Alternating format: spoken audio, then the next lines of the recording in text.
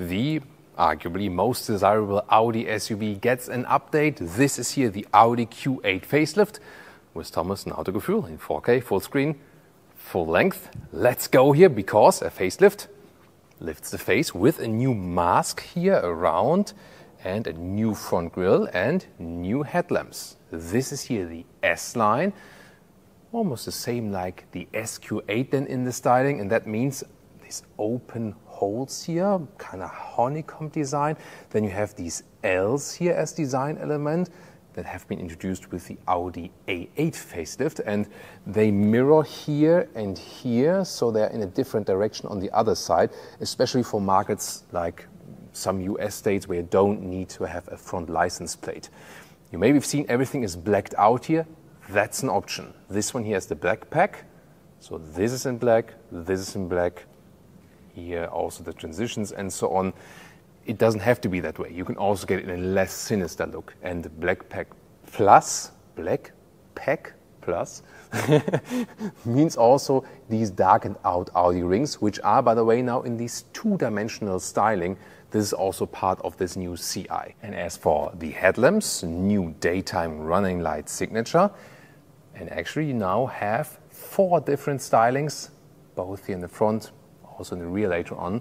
So you can individualize the lights even more. But that's only possible with the top lamp spec. The logic now is starting from normal LED, then matrix LED, and this is here HD matrix LED with laser light as an additional high beam function. The length stays at 4.99 meters or 196 inches. What are the changes? Well, first of all, a new color. Different colors are available now from the new color palette. And this one here is called Zakir Gold. Zakir comes from the desert in Bahrain. That's the naming. And the strange thing in German, Zakir is, sounding like Zack here. It's like bag here, or give me a bag, like Zack here. Yeah, that's a German thing. Sorry about that. So now about the wheels, 20 to 23 inch. And these here are 22 inch, so somewhat in the middle, but already huge, also in a black styling. When you go for this dark package or this black pack, then you also have the black insert right here. And typical for the Q8 is this coupe-alike design, but it doesn't go in that coupe-ish direction if you compare it to a Mercedes GLE or BMW X6. Technology-wise, by the way, on the rear axle, you can also get a rear axle steering. That means the rear axle turns in the opposite direction, or the rear wheels turn in the opposite direction than the front wheels, up to 5 degrees. That is either an option or a standard with the SQ8.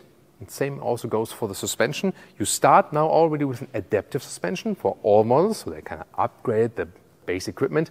Option then again air suspension, which is then again standard for the SQ8. In the rear, a new signature, and also look at that here. The approaching light, kind of one, hey, don't come too close, might be for pedestrians, don't scratch my car, or also, of course, when you're another car and you drive too close to the vehicle and then saying that, hey, don't drive any further. There we go. And this is now OLED, once again, only if you go for the highest spec LED. And you can also get 4 different light signatures here for the rear. This black panel is more integrated with the rest of the element. Once again, the two-dimensional Audi rings. And you have not seen an S-Line badge here on the outside. This is an S-Line vehicle. But this one signals the S-Line then here. And if it would be the normal Q8, then this would be just gone. And the S would also receive this one. It would say SQ8. And now to a huge success for the Autogefühl fake exhaust police. You know that's a meme here on our channel, that we always watch out for fake exhausts and criticize them with the fake exhaust police siren. But here, Audi have listened to our prayers, or to the fake exhaust police, because you can see the exhaust pipe really transitions into this outer tip, so it's one part, one piece. Actually the real deal. No job for the Autogefühl fake exhaust police anymore. Yeah, and we have changed that together. Turning indicators in the front, here in the cascading style. This is now even standard from the base light version. The same also counts for the rear. The cascading function here is also standard.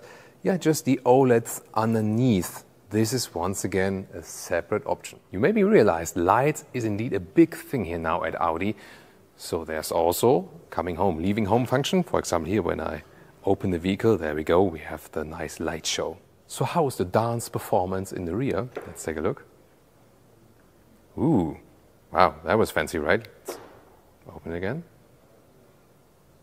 There we go. That's nice. So what do you actually think about of using lights to communicate maybe with other pedestrians or other cars and so on, and to make lights such an important part of the whole, feature offering of a vehicle? Tell me in the comments. Here at the B pillar we have this laser engraving, and they changed it to be here and not some badge on the outside. This is new actually. I just wonder how it will look like after 10 years. Then the key fob, like this, slim, light, good quality. And when I open the vehicle and then test the door closing sound, listen to that. Wow, that's amazing, because these here are frameless doors, dual insulation, and it's really rare that the door closing sound is good then. Then inside of the doors, nice microfiber use here. There are different decor elements. There are new ones available. This one is an existing one, but new decor elements are available for side of doors and middle console and so on. It's also equipped with the optional Bang & Olufsen system. S-line, you can also see it here at the S-line steering wheel with perforations at the side. And the seats, these here are the optional S Sport seats. So even with an SQ8, the one with the separated head restraint would be standard. So they're basically like two ways, base seat and multi-contour seat, and then on the other side, sport seat and optional S Sport seat, the one you see here. I think this one is the least comfortable one. It's not bad at all or something, but the one with the separated head restraint, sport seat, does deliver you better comfort. The animal skin alternatives are really rare. You get the normal sport seat also with microfiber if the market allows this offering. And that's kind of it. Everything else does have animal skin parts. With 1.89 m or 6'2", I still fit here closely though, because this one is also equipped with the panoramic roof. This is also the maximum opening, and you can open or close it with a real button here. I'm so glad we have that, and not always everything #capacitive BS. And then there's also this shade, but yeah, of course we don't need it in the studio, but might be useful in a very hot climate. You know that nitpicking on 100K plus premium cars is one of my favorite hobbies. And so I search for things. And then they also get improved after a while. Here, for example, this small cubby hole at the side, not dampened. Interior cockpit overview. To me, it's somewhat like a good compromise of analog and digital. Here, electronic control of the steering wheel. And on the steering wheel, we still have real buttons for the volume, for example, and also to control the digital instruments. Some news there. Showing that very soon. And here, for example, you can see the ambient lighting. You can use this touchscreen here, of course. And the touchscreen actually has a quite easy to understand menu. And the second touchscreen in the lower part for the climate units also mirrored here. And my good trick is always when you have here like a 2-zone AC thing, like this, and then you can always like swipe this, swipe inward, and then you have a sync once again.